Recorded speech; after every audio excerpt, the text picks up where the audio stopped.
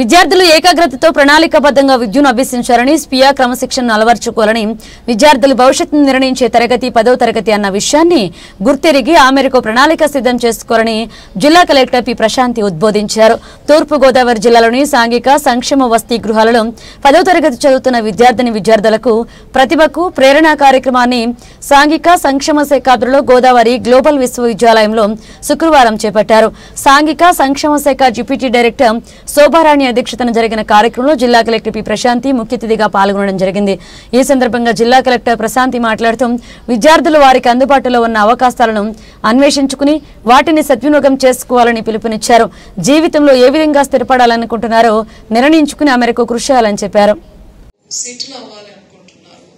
అలానే సమాజంలో మీకు ఎలాంటి స్థానం కావాలి, ఎలాంటి గౌరవం కావాలి, అలానే మీకు ఏ విధంగా మీకు సక్సెస్ రావాలి అనే దానికి డిఫరెంట్ పాత్స్ మార్గాల్ని మన స్కూల్ అండ్ కాలేజ్ ప్రొవైడ్ చేయడం అనేది జరుగుతుంది. సో అలాంటి టైంలో మీరు కాన్సన్ట్రేషన్ పే చేయకపోయినా ఇప్పుడు లాస్ట్ లో ఒకరిద్దరు మాట్లాడుకుంటా ఉంటున్నారు. అలాంటి డైవర్షన్స్ గా మీకు ఉన్నా కూడా you will miss the bus. For example నాకు స్ట్రాంగ్ గా 10th క్లాస్ లో బయాలజీ చదవాలని ఉంది, కానీ నా పేరెంట్స్ టీచర్స్ చాలా ఇంజనీరింగ్ కాలేజెస్ ఉన్నాయి, సో ఇంజనీరింగ్ లో సీట్ దొరకడం చాలా ఈజీ, సో నీకు కూడా కొంచెం మ్యాథ్స్ అంటే నీకు మంచి మార్క్స్ వచ్చాయి అని మీకు ఇన్ఫ్లుయెన్స్ చేస్తే మీరు మ్యాథ్స్ లోకి వెళ్ళిపోతారు.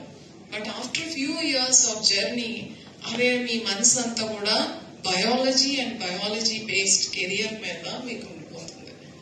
అప్పుడు మనం చాలా స్ట్రెస్ఫుల్ గా ఫీల్ అవుతాం. అలానే మీకు ఆర్ట్స్, అలానే మీకు ఒక రకంగా మీకు you want to be A officer, so మీరు ఒక ఐఏఎస్ ఆఫీసర్ అవ్వాలి అనుకున్నారు.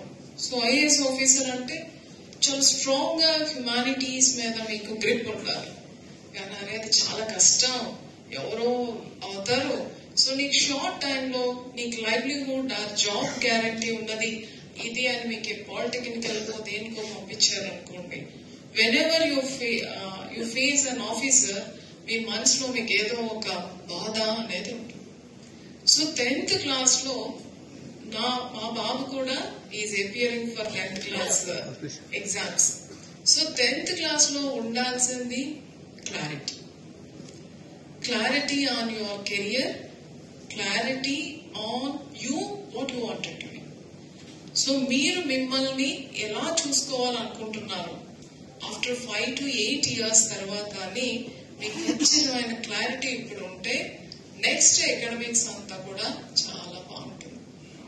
ఆ క్లారిటీ లేకుండా దీన్ని ఓన్లీ ఒక సబ్జెక్ట్ పేపర్స్ లా చూస్తూ ఉన్నారు అంటే ఆ తర్వాత మీ కెరియర్ బాగుండాలని అనుకుంటాం, కానీ మీకు మనసుకి తగినట్టుగా ఉందో లేదో మాత్రం నేను చెప్పలేను. సో ఈ టైంలో మీ గురించి మీరు తెలుసుకోవాలి, మీ ఇంట్రెస్ట్లు తెలుసుకోవాలి, మీ స్ట్రెంగ్స్ తెలుసుకోవాలి, దాని ప్రకారం అలానే మీ విష్, మీ డ్రీమ్స్ కూడా మీరు తెలుసుకోవాలి. సో ఇవన్నీ తెలుసుకున్నాక మనం కూడా ఏదో ఒకటి చేయాలి కదా. సో మనందరికీ తెలిసిన వ్యక్తి అబ్దుల్ కలాం గారు ఏమన్నారు, dream big, effort big. So మన డ్రీమ్ ఎంత పెద్దదైతే మనం అంత కష్టపడాలి. సో ఇప్పుడు మీరు ఒక ఐఏఎస్ ఆఫీసర్ అవ్వాలి అని మీరు అనుకున్నారు అని అనుకుంటే దానికి తగినట్టు కష్టపడాలి. సో మనకి ఏది కూడా అవకాశాలు కానీ ఆపర్చునిటీస్ ఆర్ అవెన్యూస్ కానీ డైరెక్ట్ గా మనల్ని వెతుక్కుంటూ రావు, మనమే వాటిని చేజ్ చేయాలి. ఆ చేజ్ చేసేటప్పుడు పోటీ కూడా ఉంటుంది.